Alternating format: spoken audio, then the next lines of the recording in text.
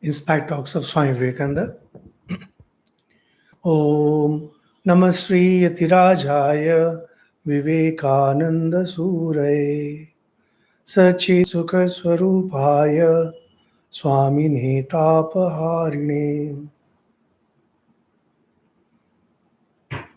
We are discussing what Swamiji told his disciples on July 12th.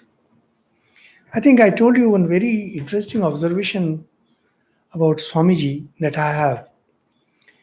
And my teachers definitely had that.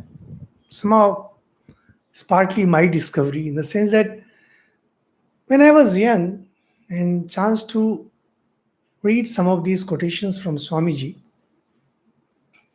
I felt very excited. And I know of hundreds of people who were excited going through those quotations. You might have heard of some of these famous personalities whose life changed after they read Swamiji. Somehow I always had this feeling that Swamiji, a great thinker, a great philosopher, is encouraging us to come forward and is encouraging us to awaken our strength. When you read the contemporary history of India, particularly during this freedom movement, you'll find that many freedom fighters were encouraged by Swamiji's words. Now, these things kind of pumped me up. Oh, how wonderful. Then, when I started getting into spiritual work, I always thought that, well, these are such great works, Gita and Upanishad. And these are good, these are great. Why these are good, these are great? Well, because these are the traditional wisdom of Hindu race.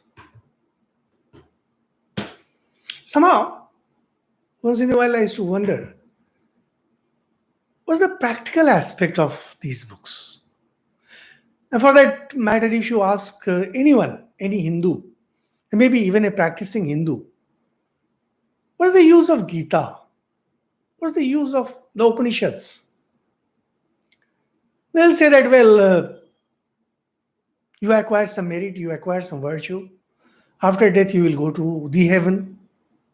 And secondly, that these are my responsibilities and I do it. This is my culture. And that's enough to put anyone off. Now, when I was studying Gita, commented by Sri Shankaracharya, and there in the commentary, those of you who might have heard my talks on Gita, is there in the playlist you'll find. Acharya Shankar says that once you are a realized person, once you are a spiritual person, you overcome your sorrow and grief, any kind of delusion. The technical term is shok and moha. Translated, shok is sorrow, moha is delusion. That is expectation. You have some expectation, you get out of that. I was pretty young when I studied that. I was very excited about it, and I used to tell my friends that it's such a wonderful thing that Acharya Shankar says such a wonderful thing about Gita. It was much later that I realized that everything that Swamiji has said is just practical Vedanta. It's Vedanta in practice. I think I mentioned this in one of my earlier talks. Everything that Swamiji has said, everything. When he says you have infinite power, you have infinite wisdom, things like he simply translating the language of the Upanishads. It was such a great discovery for me personally. So far, so good. Perfectly all right. But when you read inspired talks, Inspired talks is amazing. Because if you ask any scholar in India, any scholar, one who doesn't know much about Ramakrishna Vivekananda tradition and has not studied Swami Vivekananda in depth, or at least has not studied Inspired Talks in depth, if you ask him about Brahma Sutras, which we mentioned in the previous talk, Brahma Sutra, it's a nice work, it's a work of philosophy, and Acharya Shankar is at his great. Recently, I was invited by a very nice organization to deliver some talk on Shankaracharya, and it was to be a virtual meet. I looked at the topics and I wrote them back. Look, I don't even know that such topics exist in Shankara's works. Not that I have not studied. I'm into it. I also felt sad that look, Acharya Shankara's philosophy is supposed to be life-giving philosophy to India, to Hinduism, to Vedanta. And this is what we people have done. We are bringing up such topics that are not even relevant.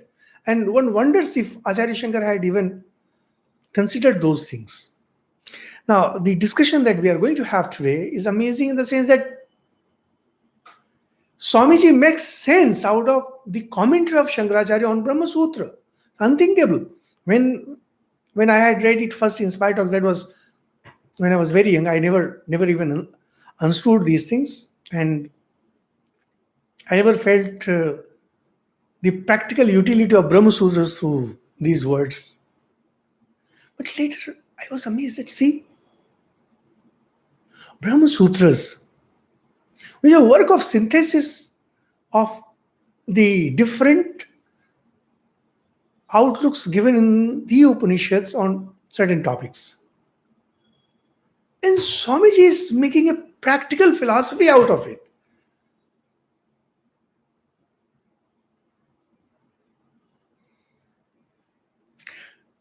Scriptures, particularly Hindu scriptures, are extremely relevant today as they were relevant yesterday because they deal directly with us. To think that the Vedas are no more relevant, to think that the Upanishads are no more relevant, very often you will hear from youngsters that Gita is meant for old age. No. It's just that we are too ordinary. When we are talking to the next generation, we don't know what language to use because Hindu scriptures are living scriptures. They are supposed to infuse life in you. They are supposed to charge you up. They are supposed to transform your life. They are supposed to make you Superman. And this is what Swamiji does. This particular talk is all about freedom. Azad, he says. Azad, Azad, freedom. But it's amazing the way Swamiji presents it, and so logically. And this talk is entirely based on Acharya Shankara's commentary on Brahma Sutra, Sutra number 4. That is first chapter, first section. Unthinkable. Actually, all our scriptures need to be explained and presented before the public just in that style. Unless, see, barring very few people, everyone wants practical utility of everything. If they study Gita, if they study the Vedas, and if they study the Upanishad, they want what is there in it for me. And Swamiji says, there is everything you need in life in these scriptures. In order to be free, we have to pass through vice to virtue and then get rid of both. See, this is something which every scripture discusses. I mean, every Hindu scripture. Those of you who are well aware of Christianity, I take up Christianity because it is safer to talk about them. And those of you who had some Christian friends who know, they always talk about Christian morality, Christian morality. Most Christians have forgotten that Christianity is about God realization. They focus more on values. 10 commandments that Moses got and that he preached to his people, they are much more important to these followers of Jesus. They keep talking about that. And it seems as if the ultimate goal of the Christians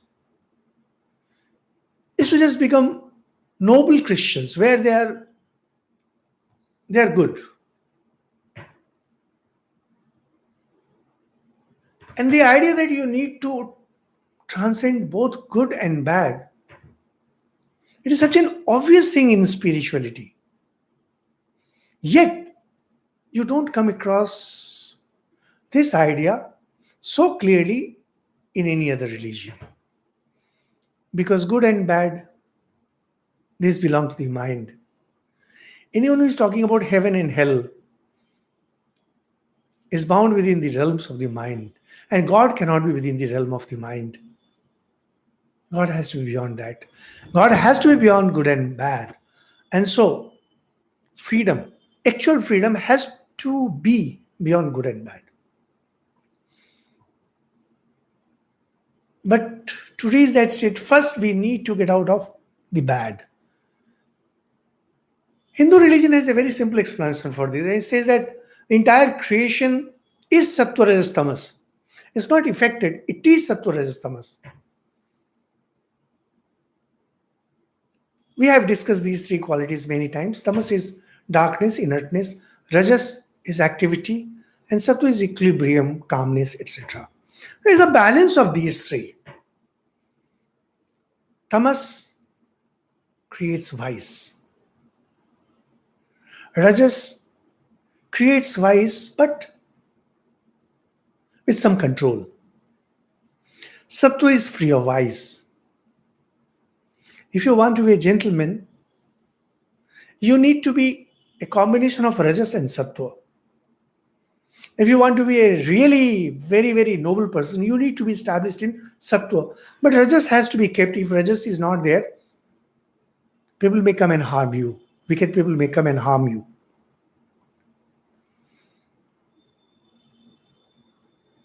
All the evil things that we see in the society, violence, anger, all these things stem from tamas. When you find that people don't care for others, it's born of tamas. Rajas, it impels a person to be victorious. He wants to prove his superiority. But he's also considerate. He's not that he's not considerate.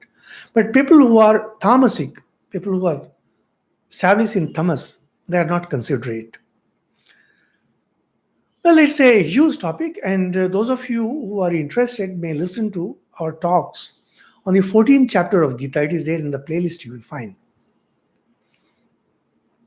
So tamas is to be conquered by rajas, and both are to be submerged in sattva. Then go beyond the three qualities. Spirituality essentially means to go beyond these three qualities. Those of you who have studied some books by English novelists, you will see that sometimes they will define some character, telling that, oh, he is so spiritual or she is so spiritual. Why? She doesn't want to tell a lie. Thomas Hardy often used the word meditation in the sense of musing, contemplative silence. And that's why when you talk to these people, the terms like meditation and terms like spiritual, the ideas they get are completely different from what these ideas really mean.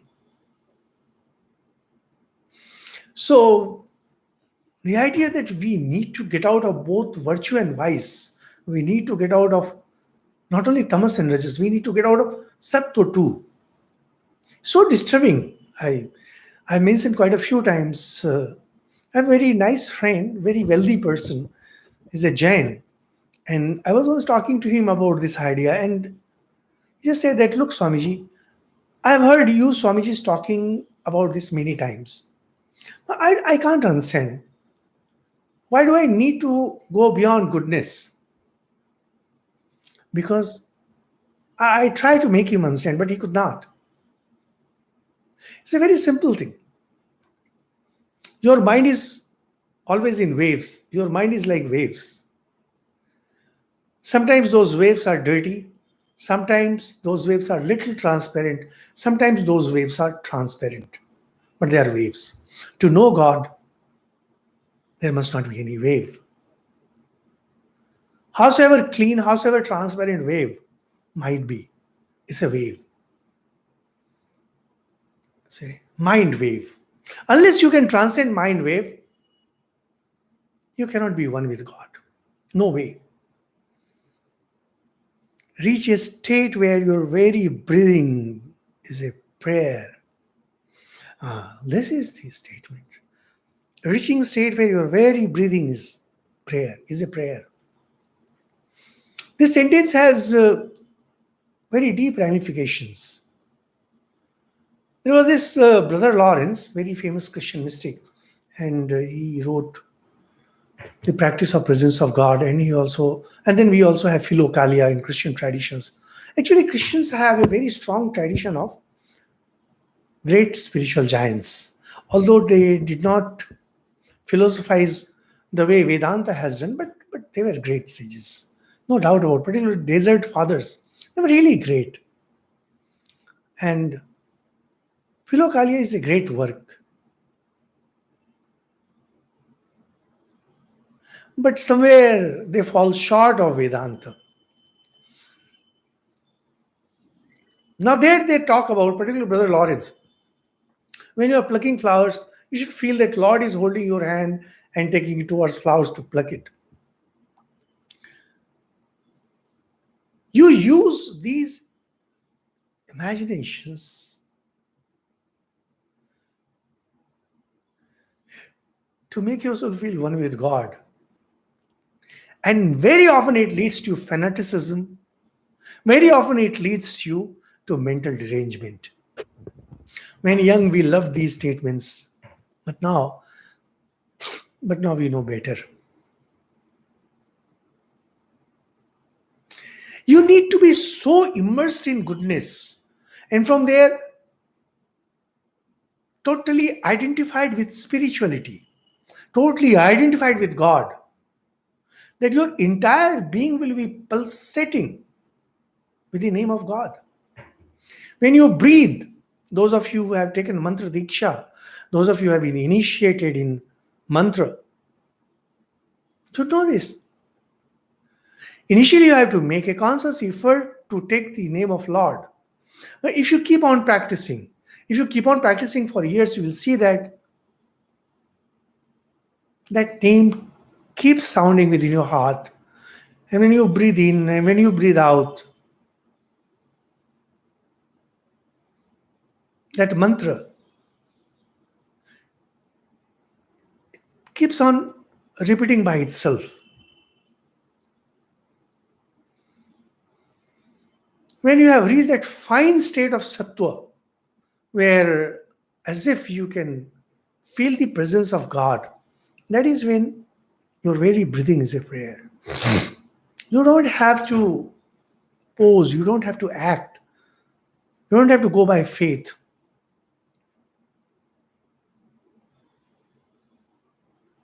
You only need to immerse yourself.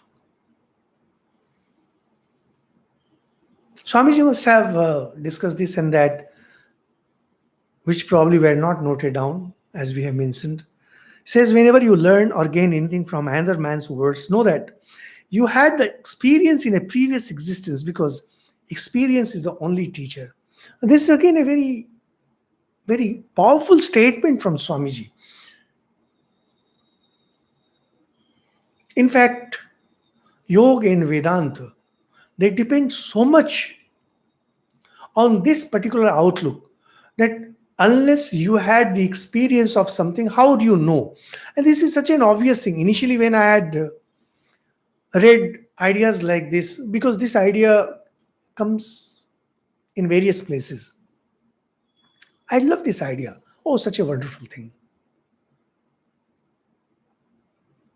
But how can you form the idea of anything unless you have experienced that?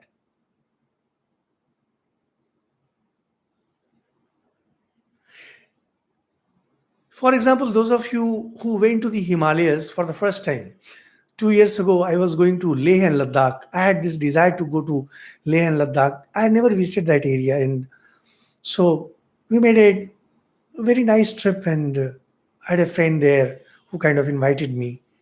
And then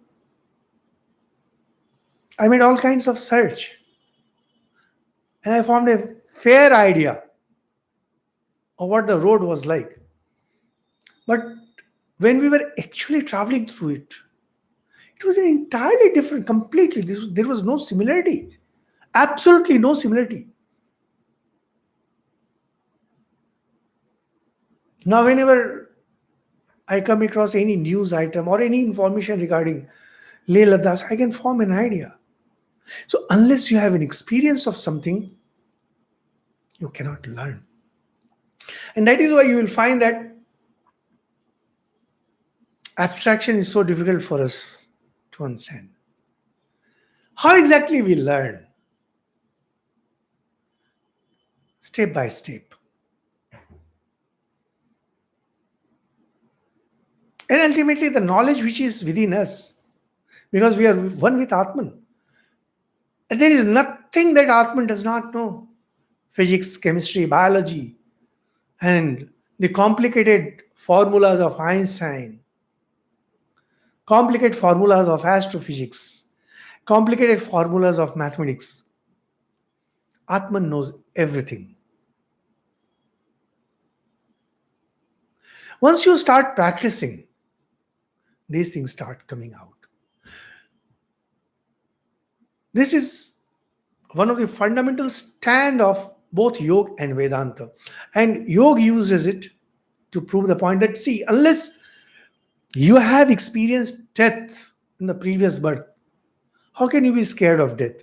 That you are scared of death shows that you have died many times in the past.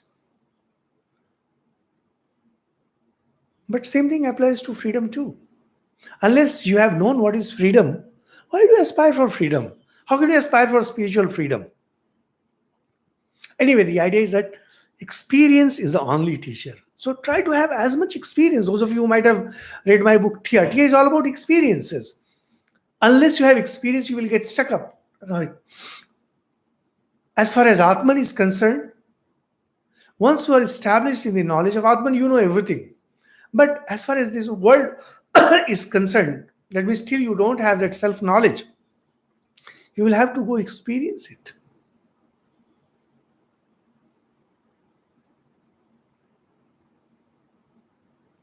We cannot learn something because teachers are not good enough to create that experience for us.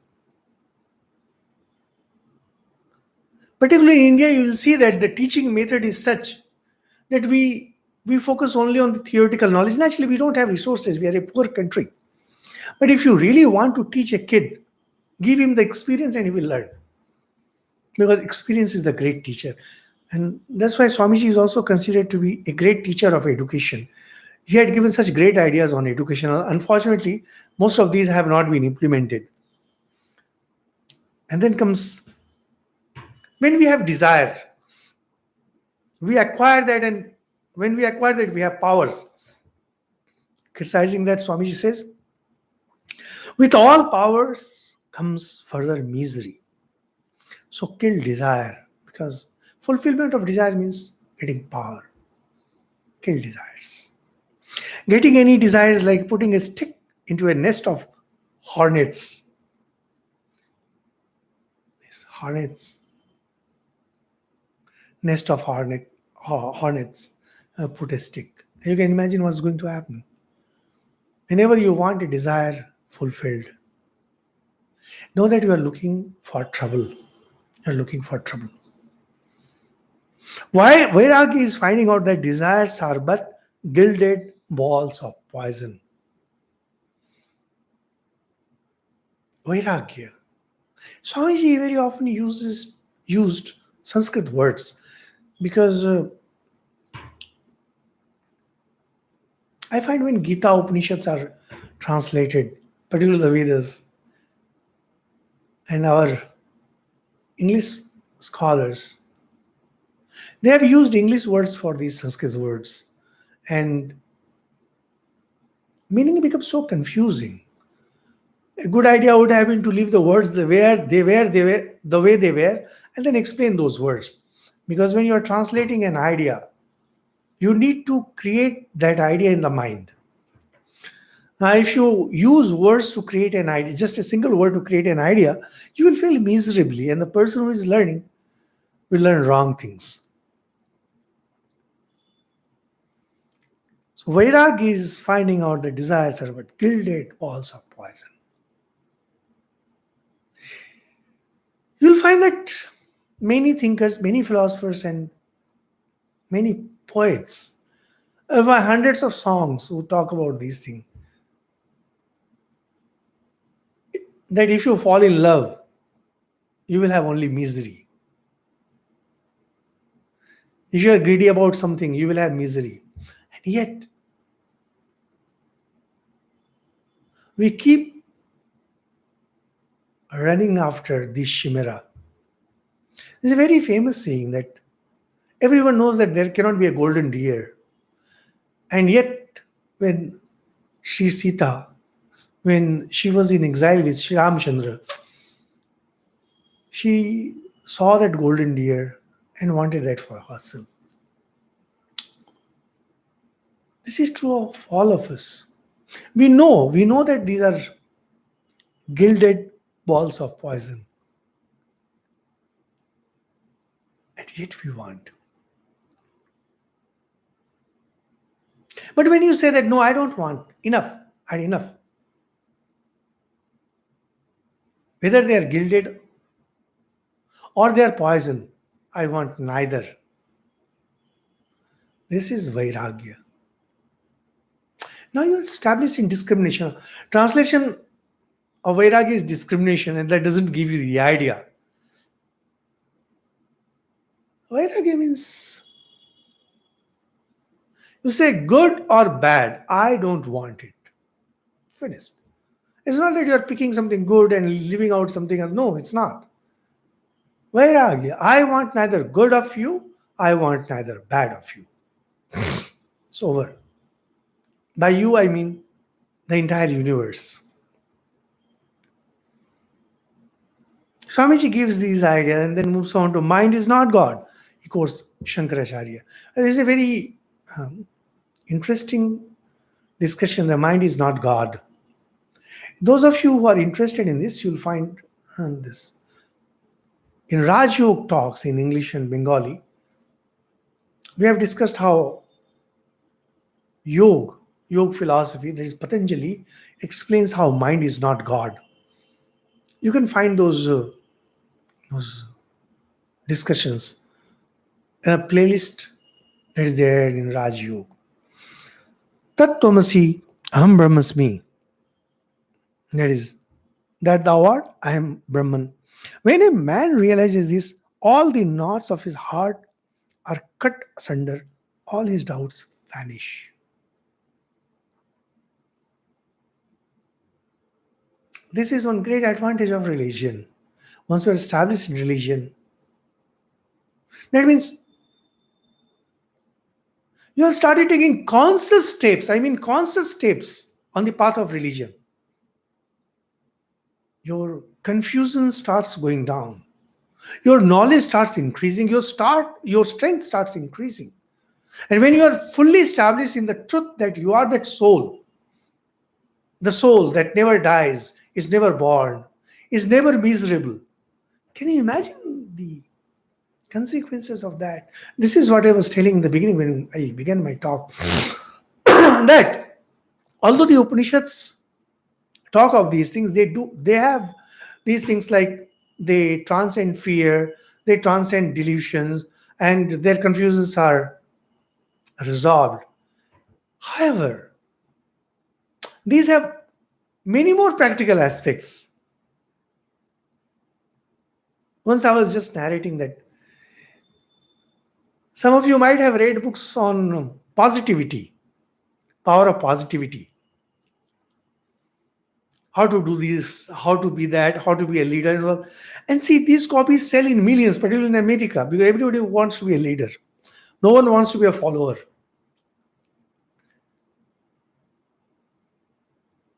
And there are people who say that they have been benefited, because see, unless people are benefited, how can those books sell?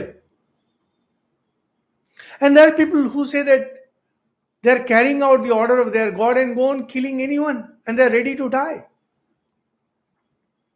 Just believe that you can do it. The very idea that you can do it makes you feel powerful. And the idea that you are carrying out the orders of your God makes you ready to die. Imagine what will happen if you have the true conviction that you are one with God, you are God. Can you imagine the impact of it?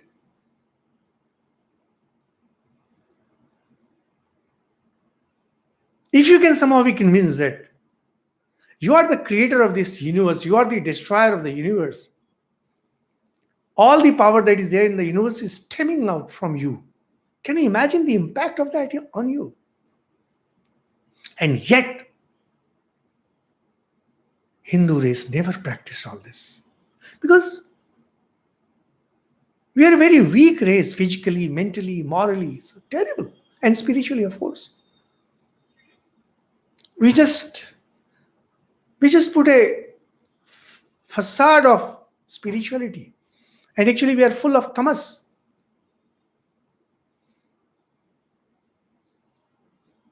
We are obsessed with sense pleasures, but we show as if we are beyond it. Why we should have so many problems that you read in newspapers? We have molestations. We have cheating. Why? How can spiritual people indulge in all this? Because we are not spiritual. We are morally weak. We are physically weak. And most importantly, we are mentally weak. It's a wonder. It is also a pity that Vedanta is in the hands of this race.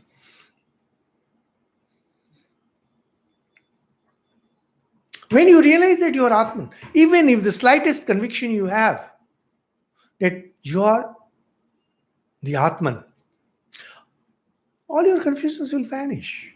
This comes from Kathopanishad. And in fact, all our Upanishads talk like that. Fearlessness is not possible as long as we have even God over us. We must be God. Imagine. This sentence I have been using many times in this talk. That imagine the impact of this sentence on the listeners. There were just 9 or 10 of them. Spirituality is never meant for the masses. So more people are listening to this explanation that people had listened to Swamiji in those days.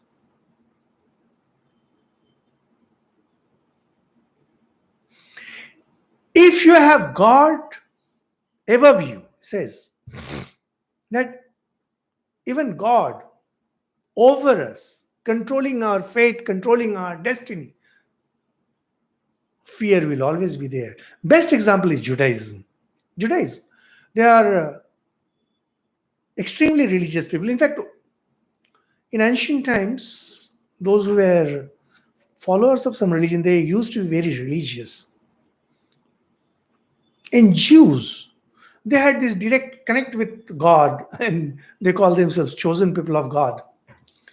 And they had treaty with God, where God would promise that if you do this, I will do this. That means God was over them, controlling them. Now, when we think of God is above, there's somewhere sitting in the heaven, and He is controlling our destiny, how can you be free? How can you aspire to be free? How can you aspire for freedom? And if you are not free, you will always be scared.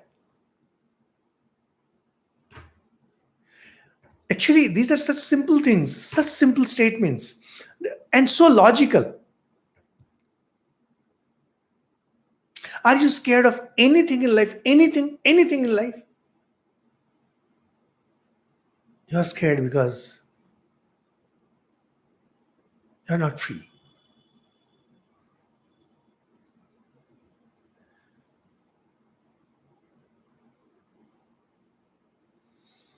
When you want to take a train, when you want to take a bus, you are always in a hurry that you might miss the bus. You might miss the train. Why are you in a hurry? Why are you so scared? Because you are not rich enough to own a car. You're not rich enough to own a private jet. If you have these, you are free. You can go anytime you wish. Fear of losing the bus or the train actually stems from the fact that you are not free. If you are rich, when you become rich, you become master of your own time.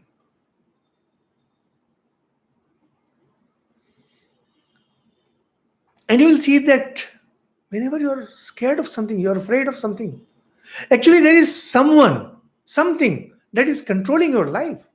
And if you feel that nothing else is controlling your life, finally you find that there is God, whether be it within or be it over you or above you, He is controlling everything. He is the master. How can you have freedom? When you talk about free will and God's will, how can you be free when there is God? The idea that there is partly God's will and partly free will, how can there be free will when you have a master there? And then you start calculating, and then you start thinking of as if you are an officer in the government of India, and then government of India imposes something. What nonsense is.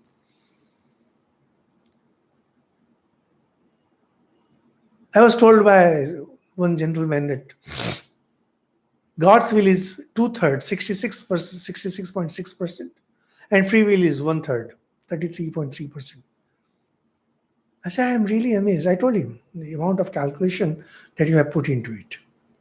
The gentleman had calculated how much is God's will, what percentage is God's will, and what percentage is free will. And these are the people who talk to the public. Deluded themselves, they keep deluding others. It's a very simple argument. If there is God, the way we understand God, God is above us, God is over us, God is inside us, controlling us. If God is controlling us, you become a mere machine. You have no freedom. And you can never get out of fear. What is the way out? Be God. Be God is something that only Vedanta says. No other religion can even dare say this. He will be butchered, slaughtered, crucified. If you want to get rid of fear, you need to be free. You need to be free even of your God. So then he will say, what about, say, Ramakrishna mission? Swami Vivekananda himself.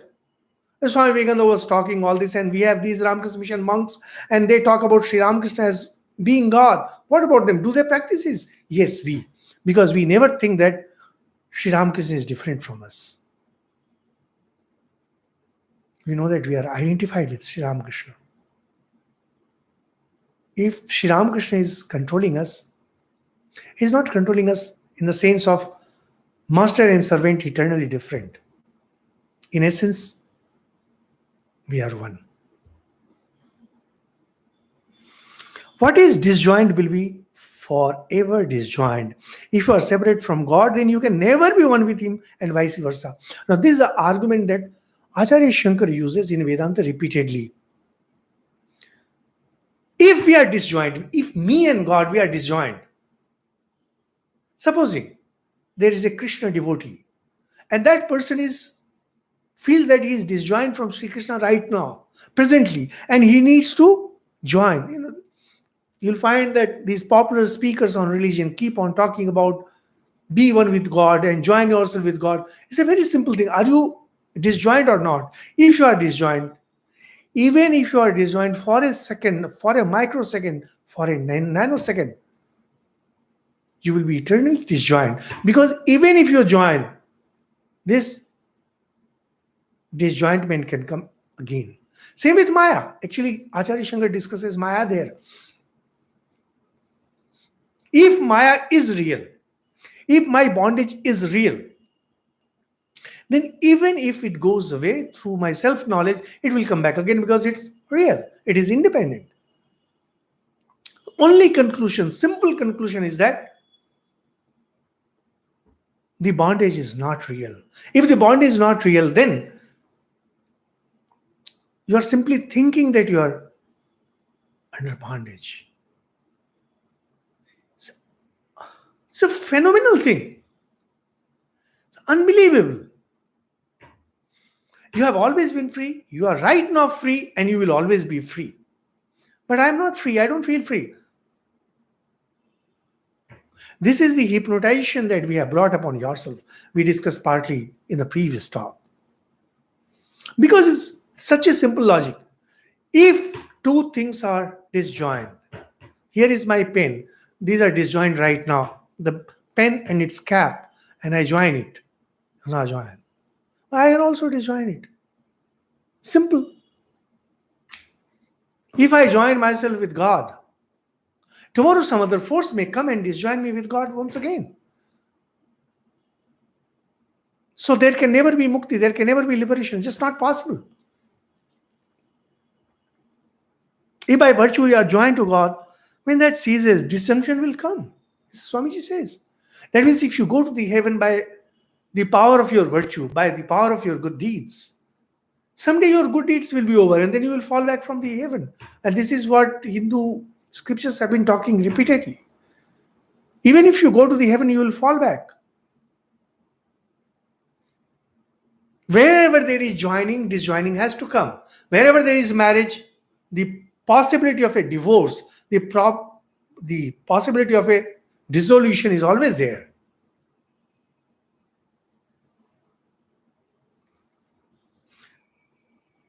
The junction is eternal.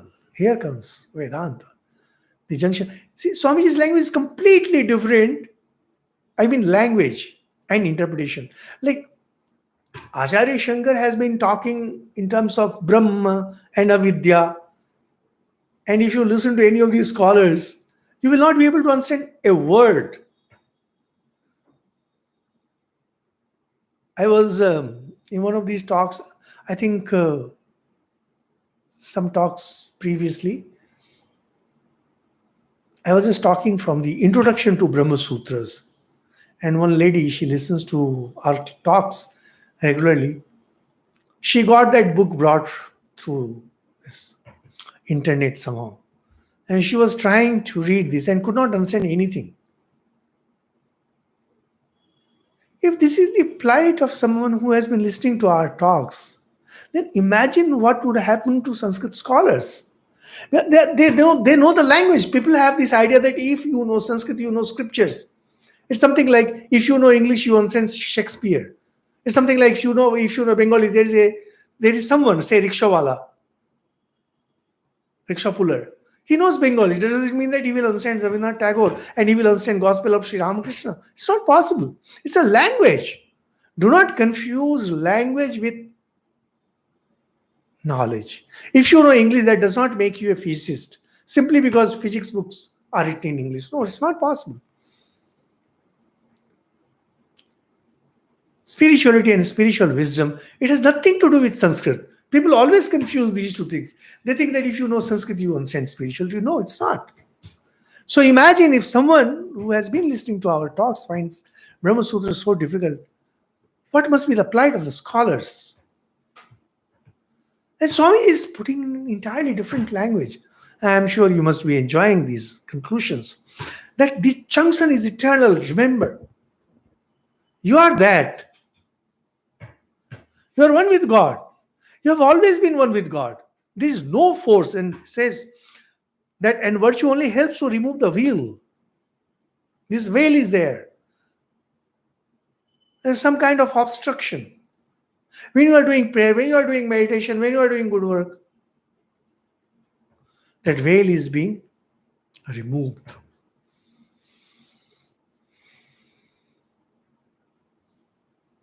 Sri Ramakrishna uses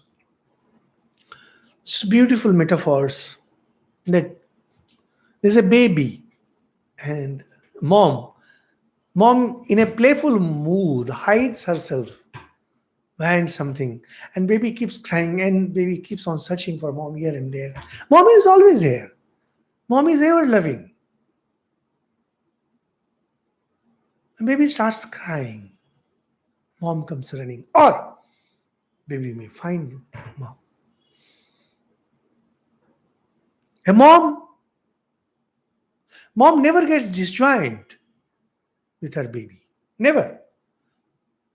Me and God, we are ever joined. There is no way, there is no force that can disjoin us. We are azad. Finally comes Swamiji. We are free. We are azad. Gee, Swamiji uses this term in front of those Americans, and they must have been surprised to hear this term, azad. And today we'll caption it, azad. We are azad. We are ever free. Nothing can bind us down. Nothing can force us down. A free man cannot be controlled by God too, because he is God. A free man cannot be obstructed by ignorance, because he has all knowledge. He has all strength. The problem is, we don't feel azad. There's a very famous Urdu writer, Manto. He was in India when there was this division. He went to Pakistan, and he could never forget India, and he had some love for Hinduism and Sikhism. He was not scathing in his attacks as far as Hinduism and Sikhism are concerned, and he was pained. He was deeply pained by the division of India and Pakistan. So earlier he lived in Mumbai, and then he moved on to Pakistan. And his books were often banned by the Pakistan government, because they felt that these books were anti-Pakistan, anti-Islam, etc. So in one of his very famous stories, he is talking about when national flag was hoisted on 26th January 1930 or so, and they said that we are free.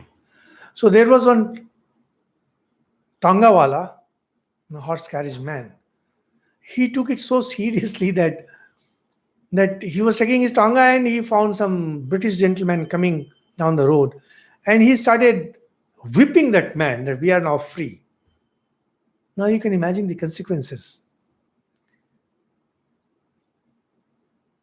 That's the problem when we think that we are free without really getting the true freedom. So Manto has very beautifully, in fact, I've been a great fan of Manto's stories. At times he can be very disturbing. In fact, most times he can be very disturbing, because he was portraying the real.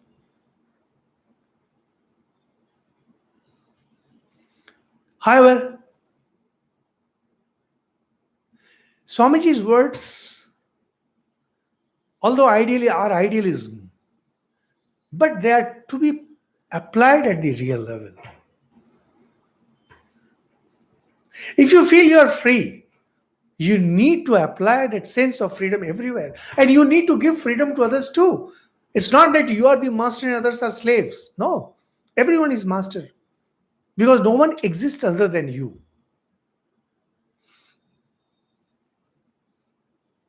Swamiji says we are azad, free.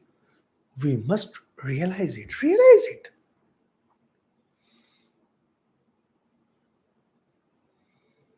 All these scriptures, they are here only to remind us of that.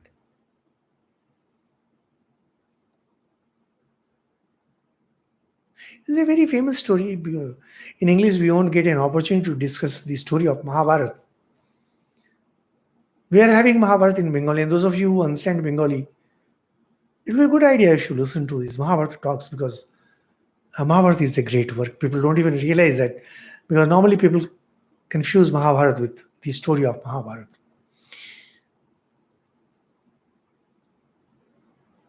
When Mahabharata war was about to begin, Sri Krishna had come to negotiate with the Kauravas. It failed. And then Sri Krishna went to Kunti. Kunti was staying in Hastinapur. And Sri Krishna said that the war is inevitable. Do you have any words for your sons? And then Kunti narrated a story about a queen where her son had lost a war or a battle and had run away from the battle and was sleeping in his room. When her mom came to know about it, she started abusing him. She said that, don't do anything that will make your enemies happy. And this young prince, he said, look, I'm your son. If I die, he'll become childless. And she says, that would be far better for me, because I'm a Kshatriya. Anyway, ultimately the prince, charged up by his words, his mother's words, went back and fought and won. So Sri Krishna came and told this story too. This is what your mom has said. The Pandavas won. After some years, Dhritarashtra and his wife Gandhari, they decided to go away to the forest. And Kunti, that is mother of Pandavas, she also went. She actually went. And then,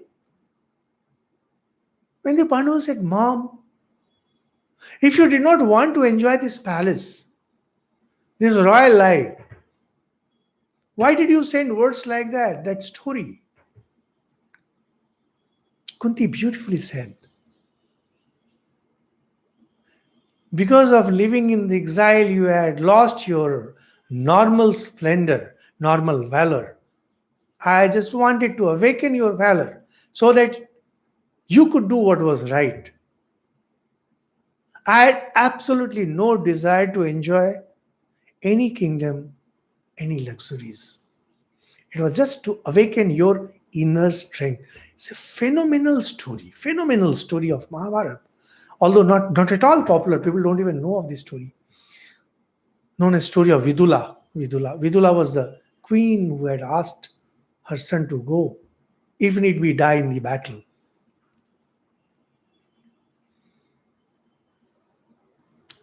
These scriptures are like the words of Vidula.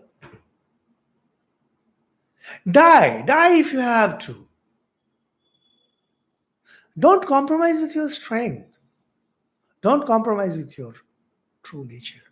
You are Ajad. Make sure that you are Ajad. Behave as if you are Ajad. Don't run after anything. Don't run after anything. Be established in your own glory. This is what we have been discussing in the Inspire Talks repeatedly. It says, we are Ajad, we must realize it.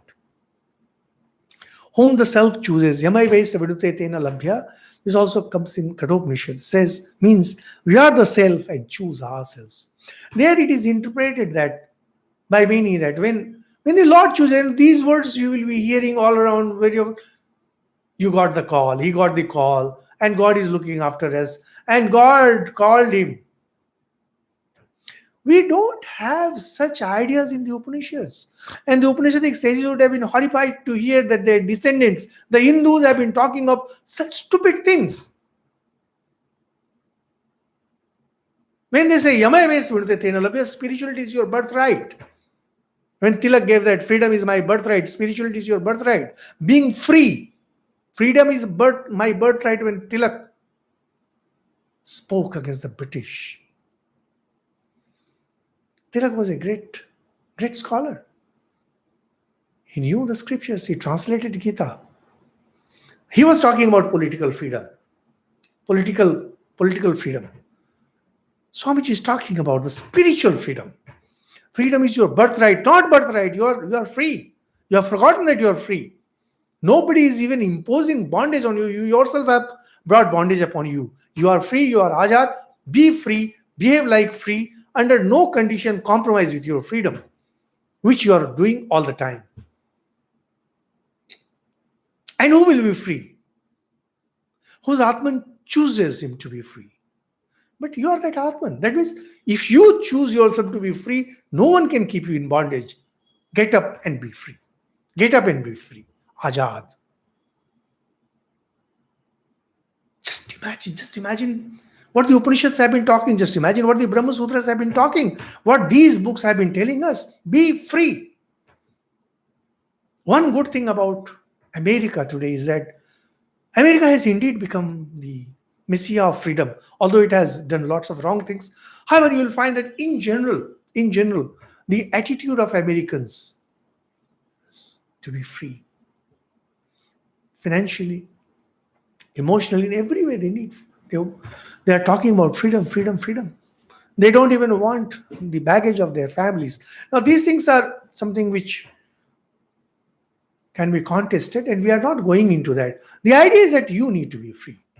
Even if you are living a family life, you must feel the sense of freedom all the time. Do your duties, perform your responsibilities, but be free. No one should be able to dictate to you. There are very clear terms of reference. The perimeters and parameters must be very clearly defined, and there it ends. Nothing beyond that. And then comes Swamiji says, does seeing depend upon our own efforts, or does it depend upon something outside? When I see a pen, does it depend on the pen? Does it depend on something external? No, it depends on myself. It depends upon ourselves. Our efforts take off the dust, the mirror. The mirror does not change. This is one of those very famous saying. It says, the dust was on my face and I kept wiping clean the mirror. You can keep on cleaning the mirror. You can never see the face because the dirt is on your face. Clean your face and you will see your image. There is neither knower knowing nor known. He who knows that he does not know knows it. Swamiji quotes from Kenopanishad. Vigyataram, that one who says that he knows, he actually does not know. It comes from Kenopanishad. Who has a theory knows nothing. He who has a theory knows nothing. Now, this is again one of those quotable quotes. He who has a theory. People have theory for everything. Theory for this, theory for that. Theory itself means it's a model. We don't know what it is. When you know something, we don't have a theory for death. Nowadays, we have theory for corona, COVID. How it spreads, how it can be stopped. That means you don't know. When you are presenting a theory for anything you have a theory, it means you don't have the knowledge. Because when you say there is a theory, you claim to have a knowledge. The moment you claim to have knowledge, it means you don't have knowledge. The idea that we are bound is an illusion. When you are talking about, when you are giving theories of freedom and how to be free, how to do this, it only means that you don't know. Because we are actually free. And the idea that we are bound is only an illusion. Because we are free. We have always been free. Ajad.